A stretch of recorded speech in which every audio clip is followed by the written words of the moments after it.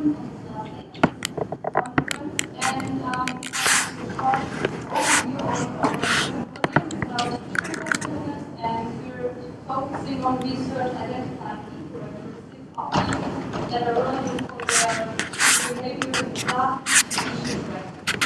So my name is Anne, and I'm happy to introduce you to the other presenters.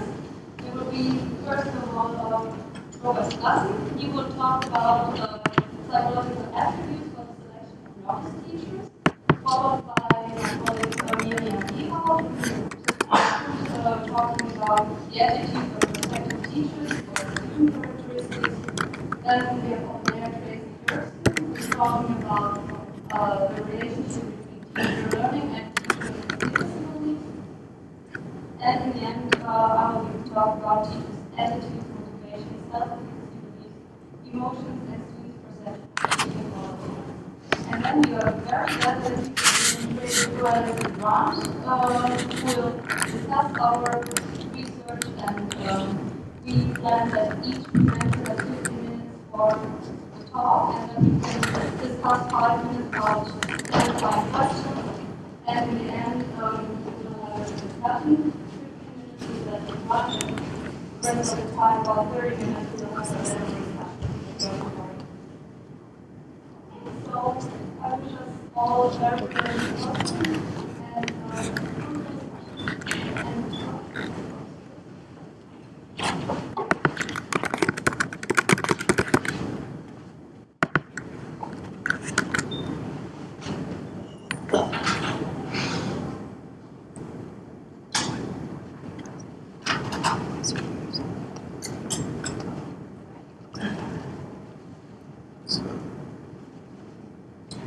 Right, thanks very much, everybody. I'm excited to be here.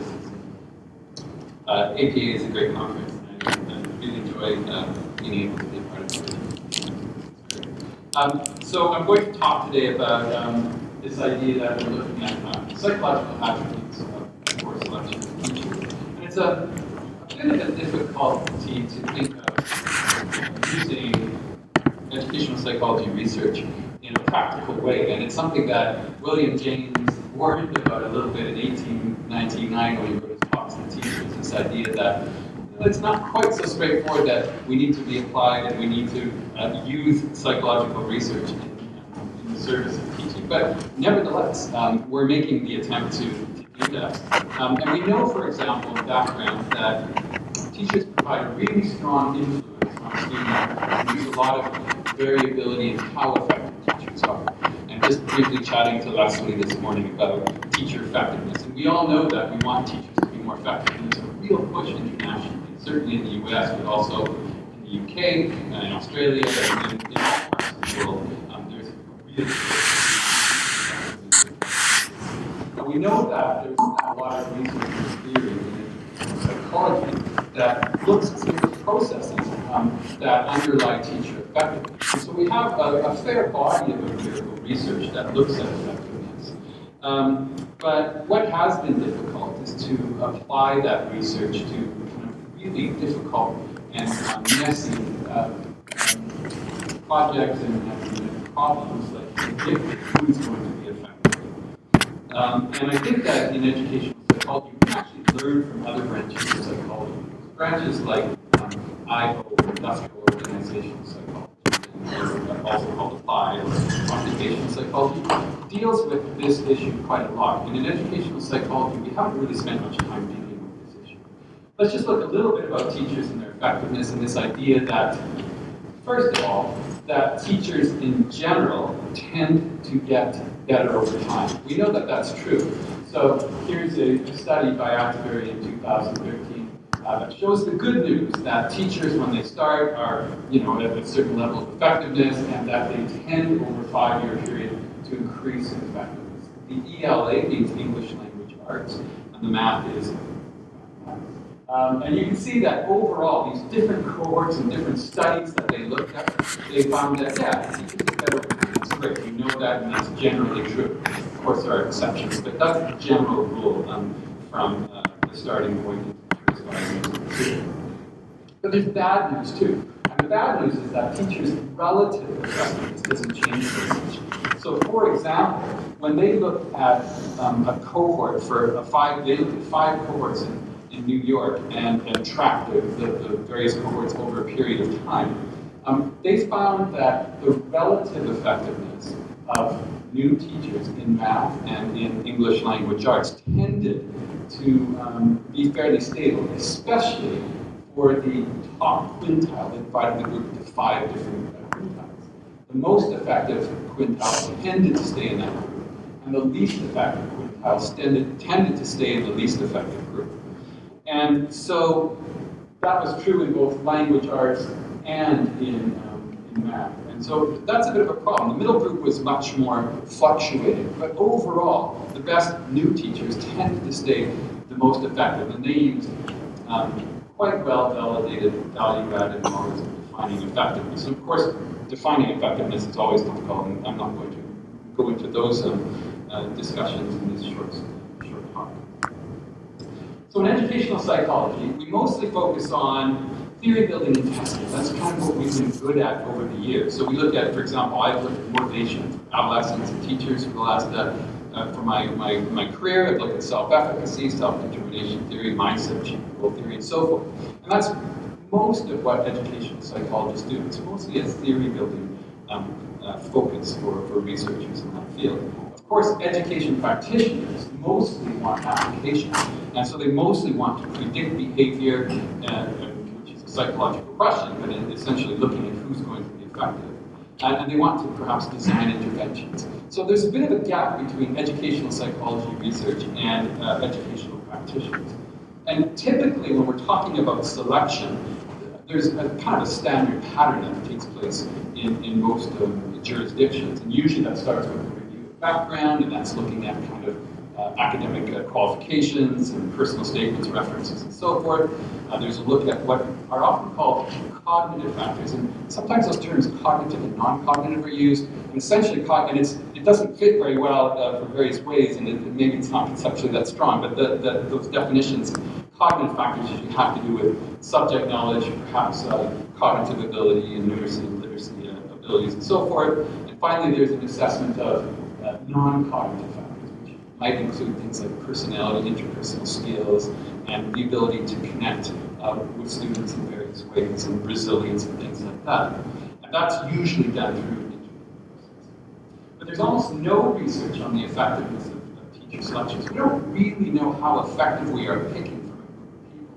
And when there's a group of people that you have to select from, it does mean that you are at one level establishing criteria to make that decision. It might not be explicit, but you're making decisions based on something. And kind of the thesis of what I'm suggesting is that we need to be a little bit more explicit in how we're making these decisions, and that we might look to theory and as well work with practitioners.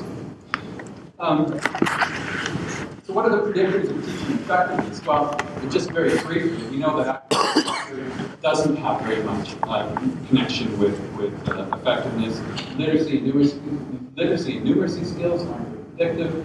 Communication skills, really surprisingly, at least in the empirical research that's been done, aren't very closely connected with effectiveness. The university attended, kind of the degree of prestige isn't closely connected.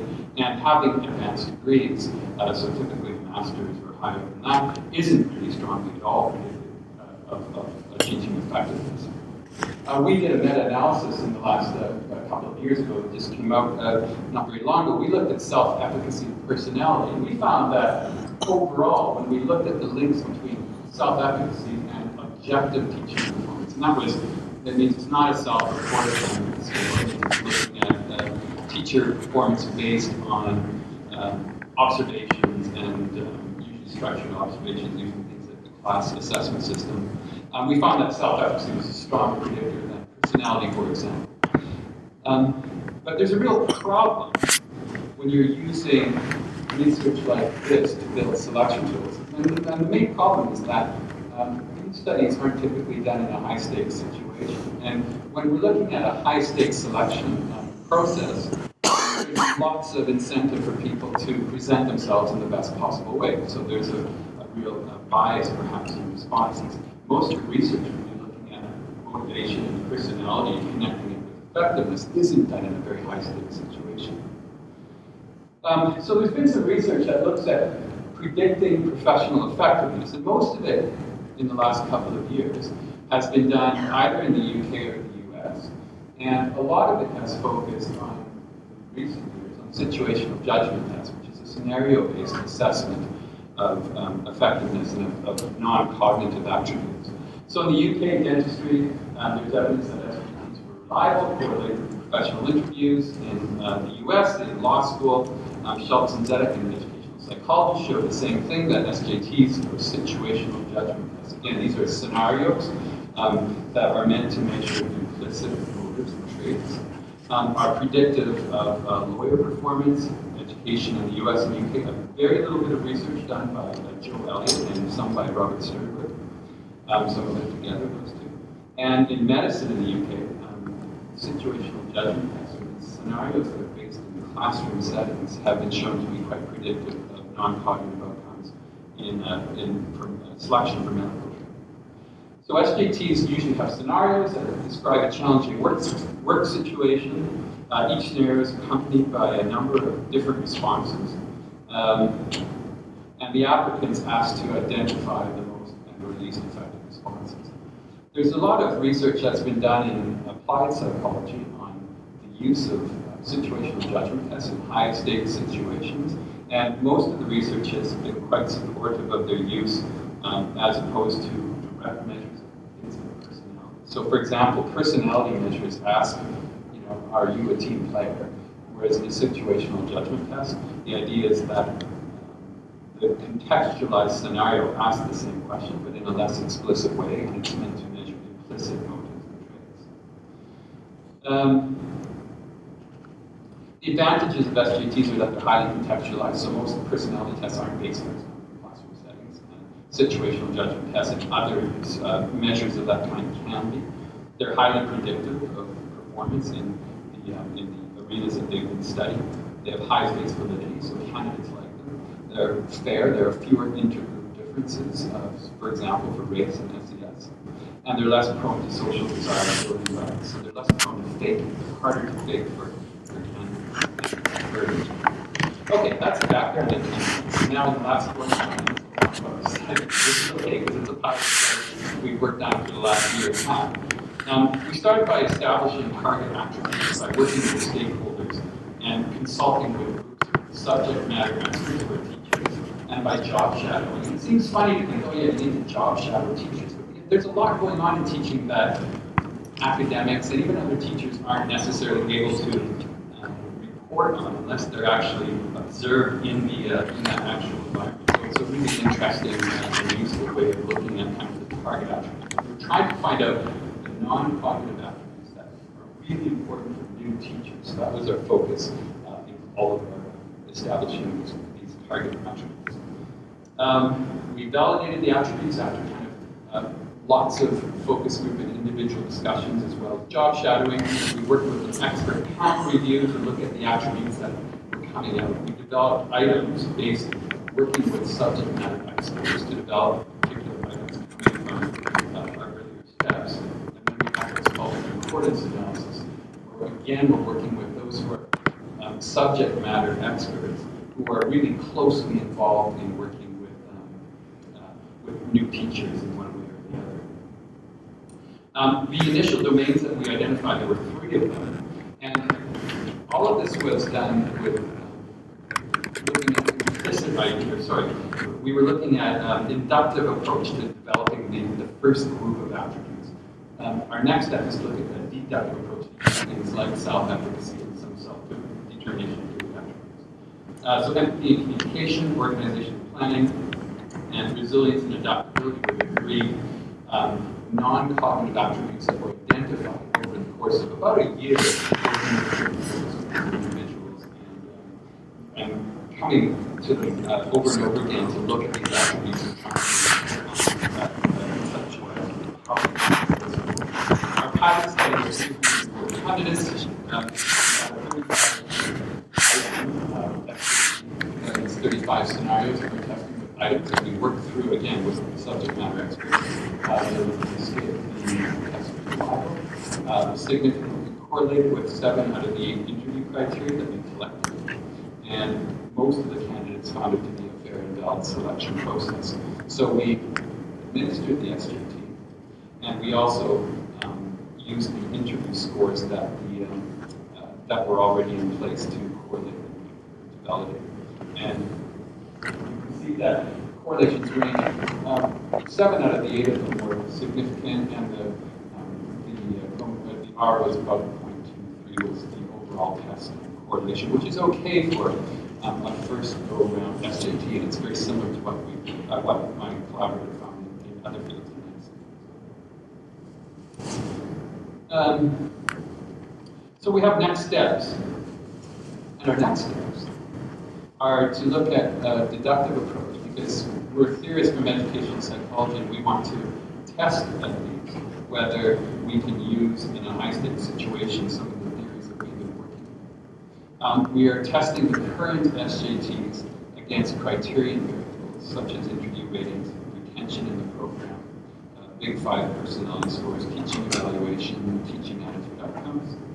And we're looking at intergroup differences, and we're also validating our initial test in multiple contexts, so with different school levels. So we're establishing primary and secondary, different contextualized scenarios. And we're also doing work in a number of different countries. And finally, in the last 30 seconds, I think it's important that educational psychology research can be applied to teacher selection. And we haven't done that. It's a really big problem. It's something we need to do if we want more effective teachers. Starting with the best possible candidates is something that is at least a research problem that needs addressing. And it's a practical problem that should benefit the education system. SJTs are a useful method. And finally, applied educational psychology research is messy, but it can lead to increases in impact and relevance.